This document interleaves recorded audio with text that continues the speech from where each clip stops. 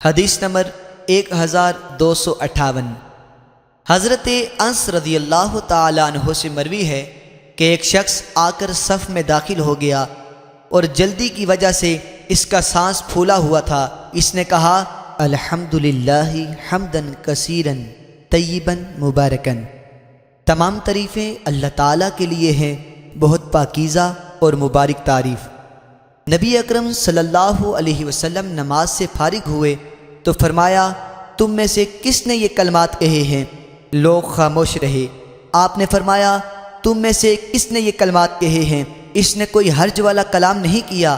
اس آدمی نے کہا میں آیا، میرا سانس پھولا ہوا تھا تو میں نے یہ کلمات کہے۔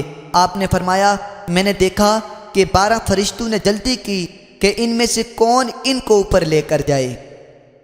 حدیث نمبر 1259۔ حضرت ابن عمر رضی اللہ تعالی عنہ سے مروی ہے، فرماتے ہیں اس دوران کہ ہم نبی اکرم صلی اللہ علیہ وسلم کے ہمراہ نماز پڑھ رہے تھے کہ جماعت میں سے ایک شخص نے کہا اللہ اکبر کبیرن والحمدللہ کثیرن وسبحان اللہ بکرۃ واصیلا، اللہ سب سے بڑا ہے، بہت بڑا ہے، اللہ تعالیٰ کے لیے بہت زیادہ تعریف ہے، اور صبح و شام اللہ تعالیٰ کے لیے بہت پاکیزگی ہے۔ نبی اکرم صلی اللہ علیہ وسلم نے فرمایا یہ کلمات کس نے کہے ہیں؟ لوگوں میں سے ایک شخص نے کہا یا رسول اللہ میں نے کہے ہیں۔